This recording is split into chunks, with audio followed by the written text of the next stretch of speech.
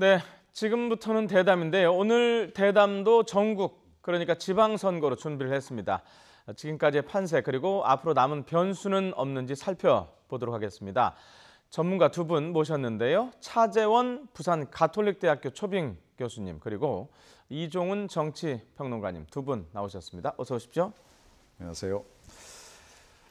자, 먼저 본격적인 선거전에 나선 각 당 지도부의 목소리를 먼저 듣고 난 다음에 대담을 시작하도록 하겠습니다.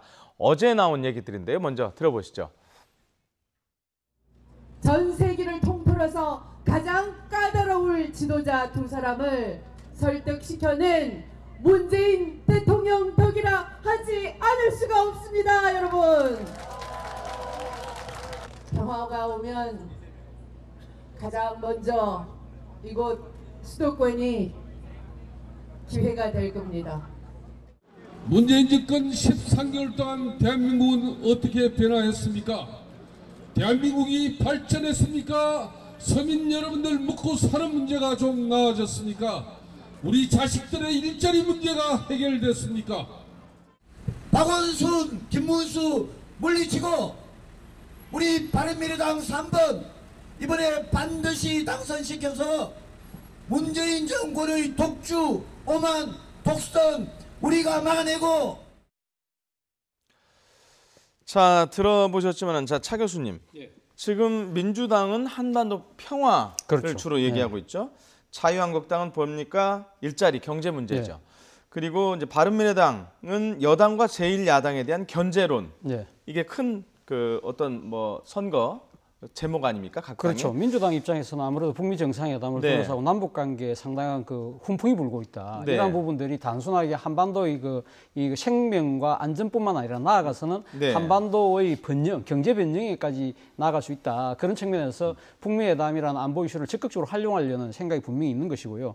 자유한국당 입장에서는 당초만 하더라도 안보 이슈로 맞불을 대응을 했지만 그것이 잘 먹히지 않았다. 그래서 뒤늦게 지금 지역 그 현안이나 경제 문제로 선회를 한 것 같습니다. 그리고 또 바른미래당 같은 경우는 제3당 입장이다 보니까 아무래도 이 정치판에서의 캐스팅 보트 노릇을 그동안 열심히 해오지 않았습니까? 그런 측면에서 보면 제3당으로서의 정치적 존재감을 부각시키는 이런 전략에다가 초점이 맞춰져 있는 것 같습니다. 예. 자, 대체적인 전략을 말씀해 주셨는데요. 자, 이평론가님, 지금 뭐 전체적인 이제 오늘 이제 9일 남았는데 전체적인 판세는 그대로 그 초반 판세가 유지되고 있다고 봐야 될까요? 네, 아직까지 뭐 이렇게 판세가 흔들릴 만한 그런 뭐 어떤 그 소재가 지금 어떻게 불거져 나온 그런 상황은 아닙니다. 그래서 큰 변동은 아직까지는 없습니다. 물론 이제 이 선거라고 하는 것은 언제나 굉장히 유동적이기 때문에 그렇죠. 뭐 앞으로 또 어떤 이제 뭐 악재나 호재가 이제 불거져 나올지는 이제 예상하기 힘든 그런 그 상황인데요. 그러니까 조금 전에 말씀하셨듯이 이제 더불어민주당은 여전한 안보 챙기기. 이거 지금 이제 일관하고 있는 것이고 제1야당 이제 자유한국당은 때늦은 민생 챙기기에 나섰다. 사실은 자유한국당이 이 민생 챙기기를 조금 더 먼저 들고 나왔어야 하는 거 아닌가. 개인적으로는 그렇게 생각을 합니다. 그리고 이제 제3당인 이제 미래당이 견제론을 이제 들고 나왔는데 사실은 그 민생론을 그러니까 그러니까 바른미래당이 먼저 들고 나왔더라면 훨씬 더 좋지 않았을까 이렇게 생각을 해요. 그러니까 그 유승민 그 대표 같은 경우에는 뭐 경제 전문가이기도 하고 또 그 부분에 대해서는 상당히 또 국민들이 신뢰를 많이 하기 때문에 민생 부분을 더 먼저 치고 나왔더라면 훨씬 더 유리했을 거다라고 좀 보고요. 그런 면에서 지금 3당 모두 사실은 국민 체감형 그 선거 전략은 지금 못 세우고 있는 상황이다. 그렇게 생각을 합니다.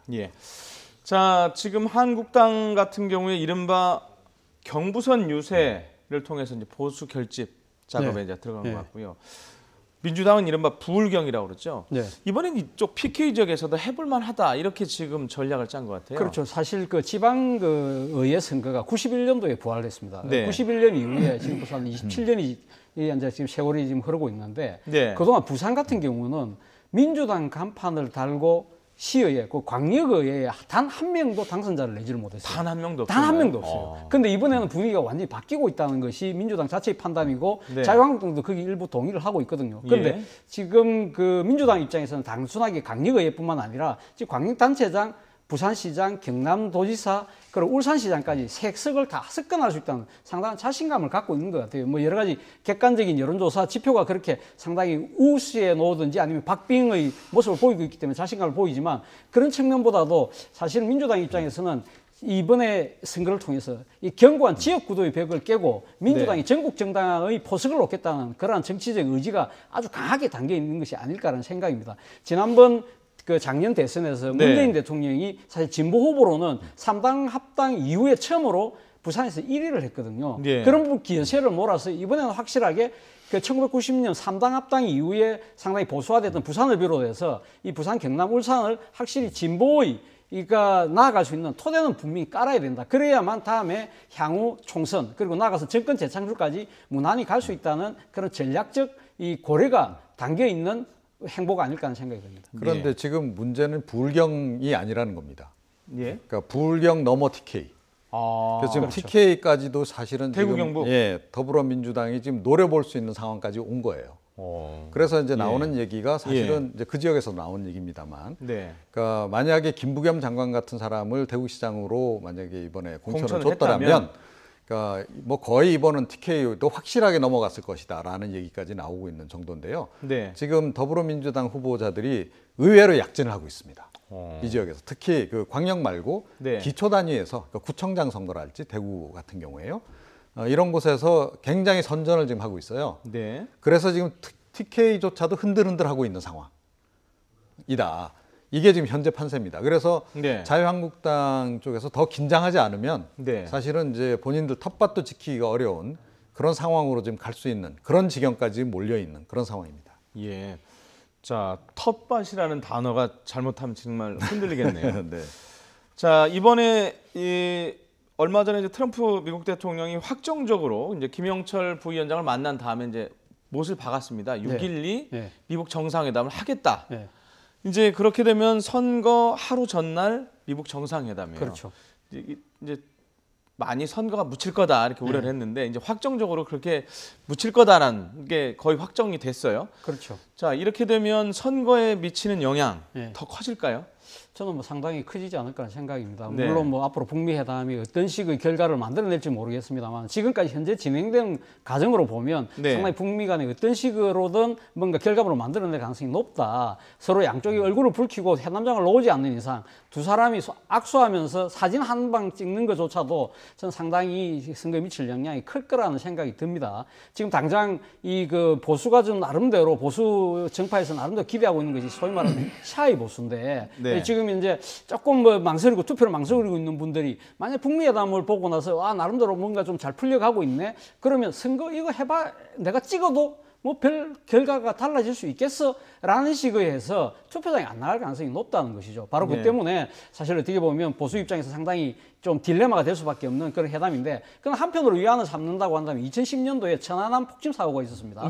당시 그 천안함 폭침 사고의 안보 이슈를 갖고 그때 집권 세력이었던 집권당이었던 한나라당이 아주 강하게 드라이브를 걸었어요. 그리고 뭐 기억하시겠지만 바로 선거 직전에 당시 대통령인 이명박 대통령이 용산 전쟁기념관 가서 오이사 조치를 발표하면서 상당히 그때 또 국민들이 많이 분노하지 않았습니까? 그렇기 때문에 선거 자체가 완전히 안보 이슈에 묻혀서 한쪽으로 일방적으로 갈 거라고 봤지만 또 그런데도 불구하고 유권자들이 나름 균형 감각은 찾았다는 것이죠. 그렇기 때문에 어떻게 보면 야당 입장에서는 2010년도의 경험을 아마 떠올리면서 나름대로 균형을 잡아줄 거라고 기대는 하겠습니다만 객관적인 입장, 제 입장에서 제가 봤을 때는 그때 당시하고 이번 상황하고는 조금 좀 차원이 다르지 않나. 그렇기 때문에 오히려 이 북미 회담을 통한 남북관계 개선에 대한 기대감이 오히려 사실은 어떻게 보면 이 그 진보 지지층의 표결집을 더 용이하게 만들 가능성이 높다는 측면에서 본다고 한다면 보수 입장에서 기울어지는 운동장 자체를 뒤집기는 더 힘들어진 상황이 아닐까라는 생각이 듭니다. 알겠습니다. 지금부터는 주요 지역별 이슈별로 한번 조금 더 자세하게 들어가 보도록 하겠습니다. 지난 주말 사이에 있었던 일을 중심으로 말씀을 드리겠는데, 자, 어제 용산에서 4층 건물 붕괴 사고가 있었습니다.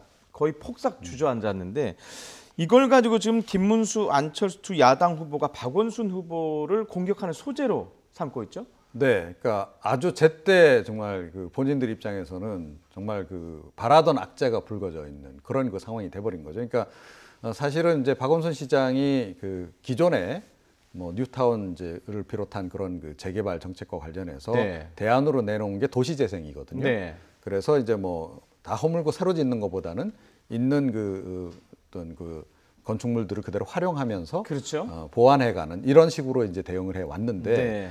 자 이제 어제 그 무너진 건물 같은 경우 66년에 지어진 건물인데요. 굉장히 오래됐죠. 예, 그런 건물이 지금 서울 시내에 굉장히 많거든요. 예. 그러니까 이제 이 개발론자들 입장에서는 아니 그렇게 노후한 건물에 그냥 페인트 칠하고 옆에 수선만 좀 한다 그래서 이게 근본적인 문제가 해결되는 게 아니다. 오히려 뭐 뉴타운이랄지 이런 재개발을 좀 더 활발하게 전개해야 될 필요성도 있다라고 하는 네. 그런 주장을 할 수 있는 딱 그런 그 근거가 될 수 있는 사건이 벌어진 거죠. 그래서 어제 이제 집중적으로 그쪽에 가서 김문수 후보도 그렇고 안철수 후보도 그렇고 그 도시재생, 박원순 표 도시재생에 대해서 집중적으로 공격을 하는 그런 모습을 이제 보였는데요. 그러니까 이거는 조금 먹혀들 여지도 지금 꽤 있다라고 저는 생각을 해요. 그러니까 도시재생의 그 해당 지역에 사시는 분들 얘기를 들어보면 네. 그걸 뭐 좋다고 하는 분들도 있지만 오히려 그것에 대해서 굉장히 불편을 호소하는 분들도 의외로 좀 많이 있거든요. 그래서 그런 논란에 이제 좀 어떻게 보면 불씨가 될 수 있는 그런 그 사고가 이번에 이제 발생한 셈입니다. 네. 자, 서울시장 선거에서 또 하나의 관심이 단일화 아닙니까? 그렇죠. 안철수, 김문수 후보. 네. 지금 거의 물 건너 갔다가 봐야 됩니까? 아니면 뭐 계속 더 기다려 봐야 되는 뭐 상황일까요? 가능성은 남아 있습니다만 네. 저는 뭐 지금 그 실제 성사될 뭐 저는 뭐 기대는 뭐 크게 높지 않다는 것이 아마 객관적인 지배적인 평가가 아닐까 하는 생각인데, 첫 번째는 예. 제가 생각했을 때는 지금 이제 여론조사상 나타나는 이 지지율 격차 자체가 2, 3등 후보가 만약에 의미 있게 손을 잡아서 의미 있는 뭔가 결과를 낼 수 있는 그 정도의 차이까지 따라갔다고 한다면 두 사람이 2, 3위가 손잡을 의미가 있지만 정치공학적으로 선거공학적으로 사실 답이 별로 지금 안 나오는 상황이라는 점이 하나 있는 것이고, 또 하나는 지금 양쪽의 후보 자체가 지금 사실 손을 합칠 만한 명분도 그렇게 크게 높지 않다는 겁니다. 서로 지금 이 남북 관계를 바라보는 문제만 네. 하더라도 예. 안철수 후보와 김문수 후보가 극명한 그 차이를 보이고 있거든요. 그렇다고 한다면 두 사람이 만약 막판에 단일화 한다고 해서 과연 양쪽의 지지층들이 과연 흔쾌하게 어느 한쪽의 후보에게 표를 던질 수 있느냐, 소위 말하는 시너지 효과가 발생할 수 있느냐의 문제고, 네. 세 번째는 이 지금 단일화를 둘러싸고 이 자유한국당과 바른미래당의 정치적 셈법이 다 달라요. 다르기 네. 때문에 그 과정에서 또 감정의 골이 상당히 깊어졌지 않습니까? 그런 부분을 지금 건너뛰기에는 너무 골이 깊고 넓다는 것이고, 또 하나는 시간의 문제입니다. 네. 지금 사실은 벌써 이 투표지 인쇄가 다 들어가 버렸거든요. 그렇다고 마지막 남은 것이 이제 8일 날 토요일, 이번 토요일, 금요일 토요일 날 지금 그걸 하지 않습니까? 사전투표를 하지 않습니까? 사전투표를 하는데 며칠 남지 않았기 때문에 이 기간 동안 단일화를 해야만 그나마 효과가 있을 것인데, 물리적으로 시간이 상당히 촉박하다는 측면에서 본다고 한다면 상당히 이 단일화 가능성 자체가 상당히 점점 더 희박해지고 있는 것이 아닐까라는 생각이 듭니다. 지금 말씀을 종합을 해보면 현재 그리고 판세를 생각하면 그렇다면 두 사람이 2, 3등 경쟁을 한다는 건데 그렇게 보십니까? 네, 결과적으로 이제 그렇게 된 건데요. 근데 사실은 안철수 후보의 지지율이 지금 너무 안 나오는 거죠. 그러니까 안철수 후보 지지율이 김문수 후보 정도로 한 20%대 정도 네. 나오는 그런 상황에서 엇비슷하다. 그리고 두 후보가 합쳤을 때 더불어민주당 후보자하고 한번 해볼 만하다. 예. 이런 상황이 되면 예. 그러면 이제 이 단일화에 확 이제 불이 붙겠죠. 자, 그런데 그렇지 않은 상태라는 겁니다. 그래서 안철수 후보 입장에서는 뭐 반드시 단일화를 하고 싶은 마음이 좀 간절한 것 같아요. 네. 그런데 김문수 후보 입장에서는 뭐 지금 이대로 가도 본인이 2등 할 가능성이 굉장히 높고 2등 하더라도 뭐 나는 크게 나쁘지 않다라는 생각을 한다면 이게 단일화가 성사가 되겠냐는 거죠. 지금 상황이 딱 그렇다는 겁니다. 그래서 이런 상황에서는 네. 그러니까 이 단일화를 성사시키려면 그러니까 3위 후보이지만 반드시 단일화를 하고 싶은 욕구가 강한 안철수 후보 측에서 뭔가 빅카드를 내놔야 되는 거죠. 예, 그런데 과연 그 내놓을 만한 빅카드가 있을까? 그리고 그 빅카드를 내놓을 정도의 정치적 결단력이 있는가? 그 부분에서 약간 좀 회의적인 생각을 좀 갖게 됩니다. 그래서 네. 그야말로 이번에 만약에 빅카드를 던진다면 네. 이건 지방선거 이후까지도 겨냥한 그러니까 보수 그러니까 정계 개편 네. 급의 이제 그런 정도 급의 뭔가 제안을 내놔야 되는 거거든요. 네. 그런데 과연 그런 것까지 내놓으면서 이 단일화를 이제 시도해 나갈지 좀 지켜봐야 되는데 이미 약간 실기한 측면이 굉장히 강하다. 그러니까 지금부터 본격적으로 논의에 들어가더라도 예. 이게 사실은 사전투표 전에 이게 성사시키기가 좀 어려운 이미 그런 시점에 도달한 게 아닌가 이렇게 생각을 합니다. 예. 자, 두 분 의견 공이 안 될 것 같다는 건데요. 그 부분은 어찌됐든 지켜봐야 될 것 같고요. 자, 지금부터는 홍준표 대표의 선거 유세 불참 관련 얘기를 좀 해보겠습니다. 우선 홍준표 대표하고 더불어민주당 김현 대변인의 얘기를 들어보고 토론을 이어가겠습니다. 저는 후보가 아니라서 오늘은 최진봉입니다. 서병수는 지금 딴 데 가는 모양이죠. 민심 이탈만 가속화하는 결과로 나타나고 있고, 이를 직감한 후보들이 홍준표 대표의 문재인 정부를 향한 과도한 비난에 식은땀을 흘리며 바쁜 일정에도 피해 다니기 급급하고 있습니다. 자, 들으셨는데요, 차 교수님. 예. 선거라고 하면 정당에서는 최대 행사고 꽃이잖아요. 그렇죠. 예. 근데 거기에 대표가 지금 유세 선거 운동을 안 하는 상황이 벌어졌습니다. 이걸 어떻게 이해해야 될까요? 아주 이례적인 지금 상황이 지금 벌어지고 있는 거죠. 사실은 네. 뭐 지금 공식 선거운동 직전에 당내의 중진이라고 할 수 있는 정우택 전 원내대표가 예. 사실상 홍준표 대표하고 지금 백의종군하라 아. 그 이야기를 하지 않습니까? 그때마다도 예. 발끈했거든요. 네. 뭐 그때 개가지조도 기차는 간다고 했는데 결국 기차가 약간은 이번에 조금 그 노선을 좀 바꾸는 것 같아요. 제가 생각할 때는 그렇습니다. 사실상의 지금 백의종군의 그 지금 모습을 띠고 있다는 것이죠. 그렇다고 한다면 왜 그러면 이제 와서 그러면 이렇게 바꾸는 것이냐. 네. 그 부분은 그만큼 어떤 식으로 해든 선거만 이기기만 한다면 내가 뭘 못하겠느냐 이런 식으로 홍준표 대표가 이야기를 했다고 그러는데 그만큼 선거가 지금 녹록치 않다. 그렇기 때문에 선거를 어떻게 이기기 위해서 자기를 희생하는 모습이라도 보여야 되겠다는 그런 절박감이 녹아 있는 것 같고요. 네. 그리고 또 한편으로는 전략적인 미스를 나름대로는 인정을 한 것 같아요. 그동안 사실은 안보 이슈를 강하게 주장하면서 맞불을 놓았지 않습니까? 예. 그 과정에서 또 뭐 이제 그러니까 정책 간의 뭡니까 승부 싸움 그런 그 비판의 뜨거운 치고받는 것이 아니라 홍준표 대표의 그 말, 네. 은행 이런 부분들이 불필요한 또 정치적 논란을 낳았다는 것이죠. 이 부분에 대해서 각자의 후보들이 상당히 좀 거부 반응을 보이고 있다. 앞서 아까 자료화면에 나왔지만 서병수 후보 어디 갔느냐 하는 식으로 부산에 가니까 서병수 후보도 안 나타나고 울산 가니까 김기현 또 후보가 안 나타나고 또 뭐 충남에 가 이인재 후보가 안 나타난다더라. 그런 부분들이 당내의 강력 후보들의 그런 반발이 현실적으로 나타나는 거기 때문에 이 부분에 대해서 어떤 식으로든 자신이 수용할 수밖에 없는 상황이다. 그러면서도 본인은 지금 그 남북 문제가 아니라 지금 지역 현안, 인물 대결로 가야 되겠다는 식으로 지금 이제 터닝을 한 거거든요. 늦었지만 제 생각에는 아주 바른 전략을 선택한 것이 아닐까라는 생각이 드는데 문제는 예. 이 지금 선거가 끝나고 난 뒤에 네. 이 홍준표 대표의 이번 전략적 판단의 미스나 이런 부분들이 선거 결과와 상당히 맞물려서? 맞물릴 경우에는 홍준표 대표의 정치적 앞으로 거치 문제하고도 상당히 직결되는 문제라서 좀 더 지켜봐야 될 대목이 아닐까 생각이 듭니다. 그런데 판을 예. 진짜 한번 흔들어 놓을 생각이었다면 네. 대표직을 던져야죠. 예, 그런 정도의 그 결단을 보여줬다면 아마 이번에 보수층이 확실하게 재결집하는 계기가 전 됐을 거다라고 생각을 합니다. 그러니까 보수층 내에서도 그동안에 아니 홍준표 대표가 엑스맨 아니냐라고 하는 그런 지적들이 많았고 그러니까 홍준표 대표에 대한 어떤 거부감 이런 것 때문에 투표장에 안 나가겠다라고 하는 보수층도 꽤 많이 늘어 있는 그런 상황이었단 말이죠. 내지는 아니 차라리 이번에는 더불어민주당 후보를 그냥 찍겠다라고 하는 사람들도 굉장히 많이 생겼고 그래서 보수 내에 어떤 자중질환을 자초한 그런 그 핵심 인물이었다라는 거거든요. 네. 자, 그래서 본인이 어차피 모든 걸 던지겠다. 그야말로 지방선거를 위해서라 승리를 위해서는 뭐든지 하겠다라고 생각을 했다면 그리고 정말로 이렇게 한번 판세를 전체적으로 흔들어 놓을 그런 그 생각이었다면 대표직 사퇴를 했어야 되는데 그것에 비해서는 약하다. 그리고 이게 이제 본인 어찌됐건 제가 보기에는 전략적인 일보 후퇴 같아요. 그런데 그건 누구라도 그런 정도는 생각한다는 거죠. 그래서 결국은 선거 끝난 다음에 책임론을 좀 분산시키는 차원에서 이런 거 아니냐라고 볼 수 있는 그런 지점들이 있기 때문에 네. 효과가 좀 반감됐다. 그런 측면도 고려를 좀 해야 하는 그런 상황이다 이렇게 생각합니다. 두 분 말씀을 들어보면 선거 이후의 상황까지 고민한 흔적이 보이는데요. 자, 아까 말씀하셨는데 네. 선거 이후에 이른바 보수 정계 개편 얘기하셨는데 김무성 의원이 부산에 내려가서 네. 벌써 그 얘기를 하더라고요. 네. 뭐 물론 뭐 예상이 됐지만 네. 보수 통합 재건에 나서겠다. 선거 이후에 네. 뭐 선거 결과가 어떻게 될지는 모르겠지만 선거 결과에 따라서 그렇다 그러면 홍준표 대표하고 김무성 의원 간의 어떤 뭐랄까 경쟁 구도가 될까요?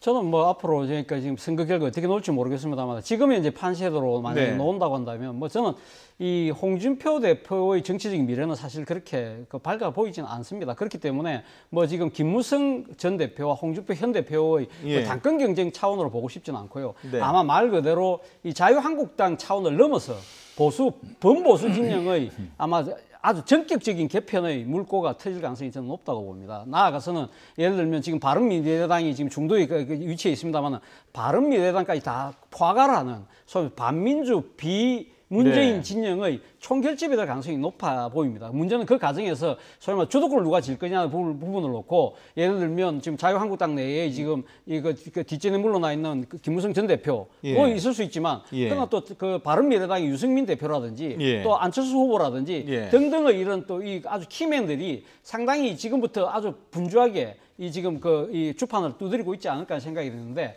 만약에 범보수 진영이 하나로 뭉치는 그런 아주 흐름이 급격화된다고 한다면 이 지금 집권 여당도 가만히 있을 수가 없겠죠. 그렇다고 한다면 이 민주평화당이 앞으로 어떤 결과가 나올지 모르겠습니다만은 민주평화당과의 또 하나의 또 손을 잡으려는 그런 움직임이 있을 가능성이 충분히 있다. 그렇다고 한다면 현재의 다당 구조가 다시 과거식의 양당 체제로 복원할 가능성도 저는 조심스럽게 점쳐보고 싶습니다. 예.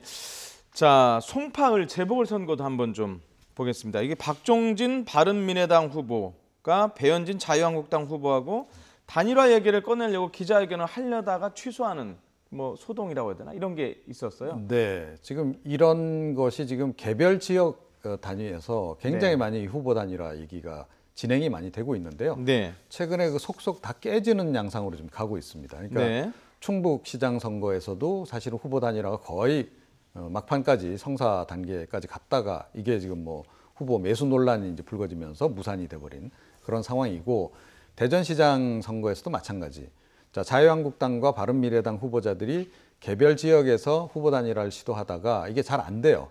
잘 안 될 수밖에 없죠. 그러니까 결국은 이게 중앙당 차원에서 어느 정도는 얘기를 좀 풀어줘야 되는 겁니다. 그리고 교통 정리를 좀 해줘야 되는 건데 이게 지금 교통 정리가 안 되고 하다 보니까 산발적으로 진행되는 과정에서 이런 문제가 발생하고 있는데 송파을 경우도 좀 마찬가지다라고 봐요.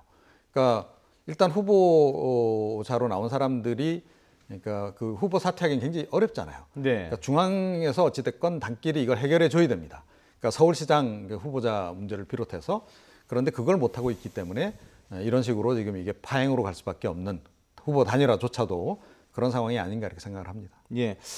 자, 그리고 차 교수님, 최대 격전지 가운데 하나가 지금 경남도지사잖아요. 이른바 드루킹 특검이 논란이 이미 뭐 시작이 됐고 그게 선거에 어떤 영향을 줄 거냐 이게 관심인데 그 김경수 후보 쪽에서 무허가 가족묘 조성 논란이 불거지자 이걸 공식적으로 사과를 했다고 하는데 이게 어떤 일인지 좀 설명해 주시죠. 그 김경수 후보자의 선친께서 돌아가시기 전에 아마 가족묘를 만든 것 같아요. 그렇기 때문에 아마 지역에 있는 아마 선산을 이용을 해서 아마 가족묘를 만든 것 같은데 그 과정에서 이 소위 장사법이라는 법적 절차를 의해서 뭐 지금 신고를 하고 허가를 받아야 되는데 그런 부분들을 아마 누락을 하고 그렇게 한 것 같습니다. 그래서 사실 지금도 보면 아직도 매장 문화가 상당히 좀 지배적인 게 우리 유교 전통이 남아있는 특히 시골 지역이 많지 않습니까? 그러다 보니까 이러한 부분들에 대해서 물론 정해진 법적 절차가 있지만 이렇게 가족묘를 만든다고 하는 부분에 대해서 다 주위에서는 그냥 그냥 봐주자는 식의 또 흐름도 있고 하다 보니까 이 부분이